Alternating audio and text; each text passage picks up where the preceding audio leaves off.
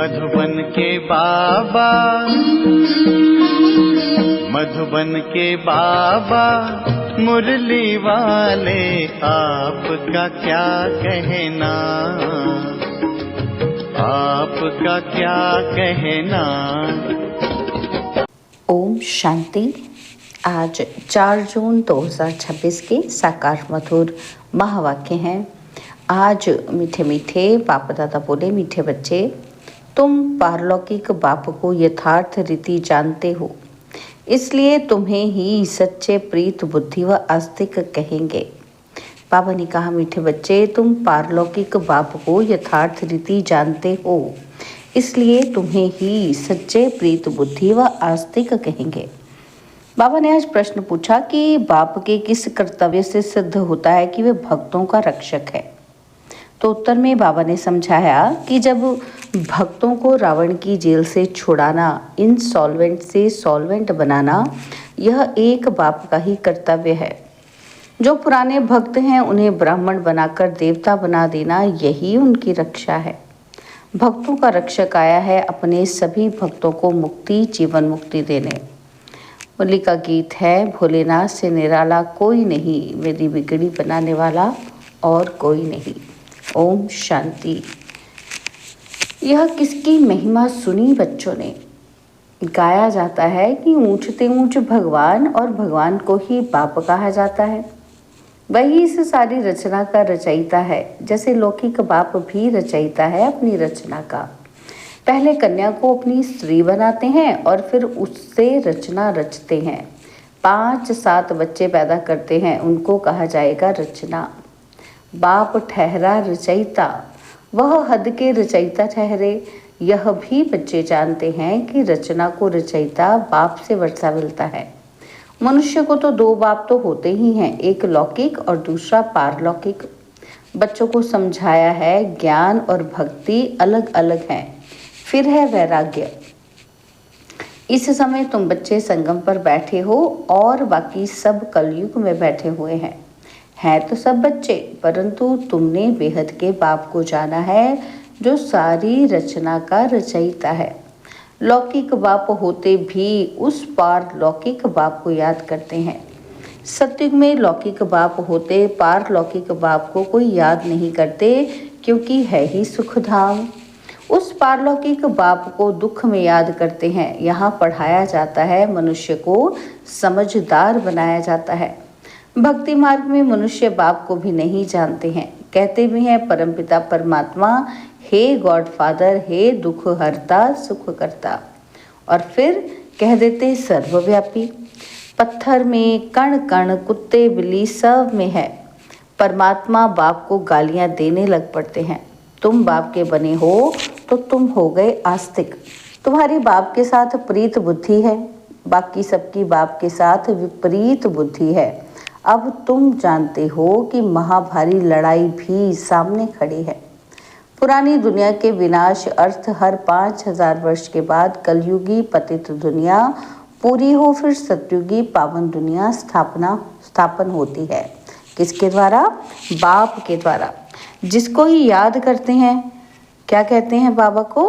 हे पतित पावन आओ, हे खिवैया हमको इस विषय सागर से निकाल क्षीर सागर में ले जाओ।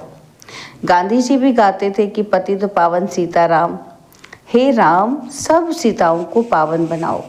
तुम सब हो सीताएं, भक्तियाँ, वह है भगवान, सब उनको पुकारते हैं। वह तुमको पतित से पावन बना रहे हैं, तुमको कहीं भी धक्के नहीं खिलाते हैं। ऐसे नहीं कहते कि तीर्थों पर जाओ, कुंभ के मेले पर जाओ, नहीं, यह नदियाँ कोई पतित पावनी नहीं है। पतित पावन एक ज्ञान का सागर बाप है। सागर व नदियों को कोई याद नहीं करते हैं, पुकारते हैं बाप को कि हे पतित पावन बाबा हमको पावन बनाओ। बाकी पानी की नदियां तो सारी दुनिया में हैं, वो थोड़ी पतित पावनी है। पतित पावन एक बाप को ही कहा जाता है। वह जब आए तब आकर पावन बनाए। भारत की महिमा बहुत भारी है। भारत सब धर्मों का तीर्थ स्थान है। शिव जयंती भी यहाँ गाई जाती है। सत्युग तो है पावन दुनिया और उसमें देवी देवता रहते हैं। देवताओं की महिमा गाई जाती है। सर्वगुण संपन्न, 16 कला संपूर्ण, और चंद्रवंशियों को 14 कला कहेंगे। और फिर सीढ़ी नीचे उतरते हैं। बाबा कर सेकंड में सीढ़ी चढ़ाए शांतिधाम सुख धाम में ले जाते हैं और फिर 84 का चक्र लगाए सीढ़ी उतरते हैं। 84 जन्म कोई ने तो जरूर लिए होंगे। मुख्य है सर्वशास्त्रमयी शिरोमणि गीता, श्रीमद् भगवत माना भगवान की गाई हुई। परंतु भगवान किसको कहा जाता है, यह पतित मनुष्य नहीं जानते। पतित पावन सर्व का सद्गति दाता एक निराकार शिव ही है, परंतु वह कब आया ये कोई नहीं जानते। बाप आपे ही आकर अपना परिचय देते हैं। अब देखो, ये बच्चे और बच्चियां दोनों बाबा कहते हैं। गाया भी जाता है कि तुम माता पिता हम बालक तेरे, और तुम्हारे इस राजयोग सीखने से सुख घनेरे मिलते हैं। तुम यहाँ आते ही हो बेहद के बाप से स्वर्ग के 21 जन्मों का वर्षा पाने। अब शिव जयंती भी भारत में ही मनाते हैं, रावण भी भारत में ही दिखाते हैं, परंतु अर्थ कुछ भी नहीं जानते। शिव हमारा बेहद का बाप है, यह एक भी नहीं जानते, सिर्फ शिव की पूजा करते रहते हैं। जब सारा झाड़ तमो प्रधान हो जाता है तब बाप आते हैं। नई दुनिया में भारत स्वर्ग था, भारत में ही सतयुग था, भारत में ही अब कलयुग है। बाप समझाते हैं कि पहले पहले तुम स्वर्ग के मालिक थे, अब तुम 84 जन्म भोग नरकवासी बने हो। अब मैं तुमको राजयोग सिखलाए मनुष्य से देवता, पतित से पावन बनाता हूँ। भक्ति अर्थात ब्रह्मा की रात, ज्ञान अर्थात ब्रह्मा का दिन। तुम ब्रह्मा कुमार कुमारियां दिन में जाते हो। इस पुरानी दुनिया को अब आग लगनी है। बरोबर महाभारत लड़ाई है। बरोबर इस महाभारत लड़ाई के बाद ही भारत स्वर्ग बन जाता है। अनेक धर्म विनाश हो, एक धर्म की स्थापना होती है। तुम बच्चे बाबा के मददगार बन आदि सनातन देवी देवता धर्म की स्थापना कर रहे हो। तुम स्वर्ग के मालिक बनने लायक बन जाएंगे तो फिर विनाश शुरू हो जाएगा। यह है शिव बाबा का ज्ञान यज्ञ। और फिर शिव कहो व रुद्र कहो, कृष्ण ज्ञान यज्ञ कभी नहीं कहा जाता। सतयुग त्रेता में यज्ञ होता ही नहीं। यज्ञ तब रचा जाता है जब उपद्रव होता है। अनाज नहीं होगा व लड़ाई लगेगी तो यज्ञ रचेंगे शांति के लिए। तुम बच्चे जानते हो कि विनाश होने बिगर तो भारत स्वर्ग बन न सके। भारत माता शिव शक्ति सेना गाई हुई है, वंदना पवित्र की ही की जाती है।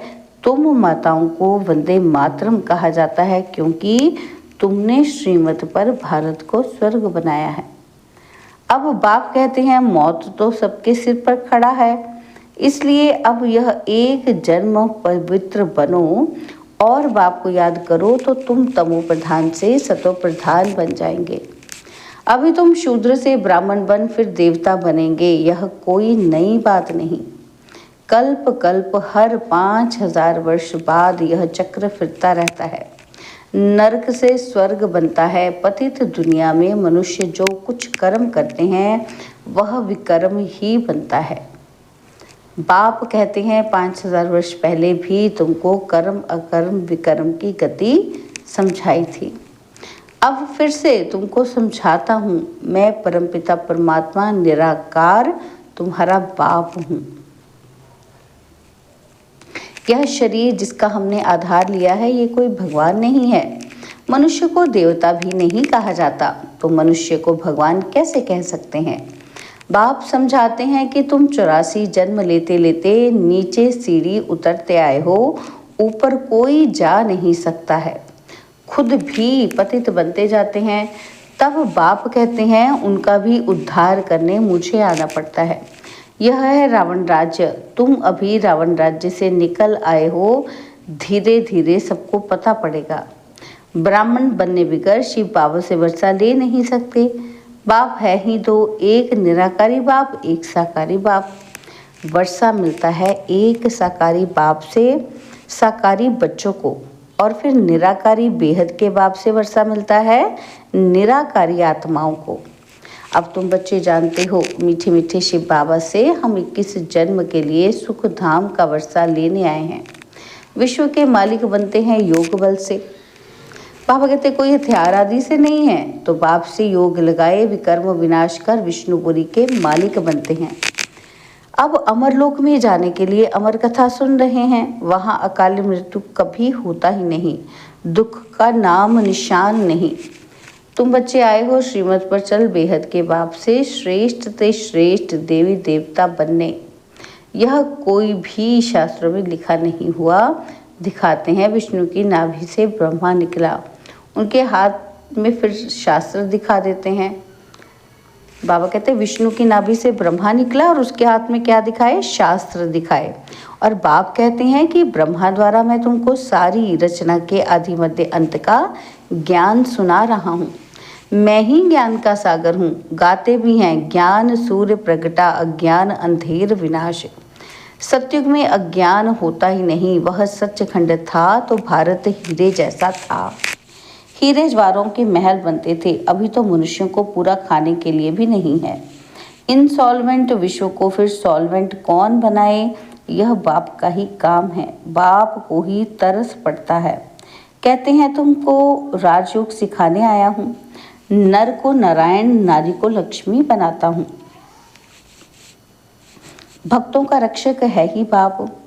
तुमको रावण की जेल से छुड़ाए सुख धाम में ले जाता हूँ। सारी दुनिया में जो ब्राह्मण बनेंगे वही देवता बनेंगे। ब्रह्मा का नाम भी बाला है, प्रजापिता ब्रह्मा। तुम ब्राह्मण हो सबसे उत्तम। तुम भारत की सच्ची रूहानी सेवा कर रहे हो। बाप की याद से ही विकर्म विनाश होंगे और कोई रास्ता नहीं है पतित से पावन बनने का। याद से ही खाद भस्म होगी। सोनार लोग जानते हैं सच्चा सोना झूठा सोना कैसे बनता है। उसमें चांदी तांबा लोहा डालते हैं। तुम भी पहले सतो प्रधान थे, फिर तुम्हारे में खाद पड़ती है, तमो प्रधान बन पड़े हो। अभी फिर सतो प्रधान बनना पड़े, तब सत्युग में जा सकेंगे। बाप कहते हैं कोई भी देहधारी को याद नहीं करो। ग्रस्त व्यवहार में रहते एक बाप के सिवाय और कोई को याद नहीं करो तो तुम स्वर्गपुरी के मालिक बन जाएंगे। स्वर्ग अथवा विष्णुपुरी थी, अब रावणपुरी है, फिर विष्णुपुरी बनेगी जरूर। साधु संत आदि सबका उद्धार करने आता हूँ, तब ही कहा जाता है। क्या कहा जाता है? यदा यदा ही धर्मस्य ग्लानिर्भवति भारत अभ्युत्थानम अधर्मस्य तदात्मानं सृजाम्यहम्।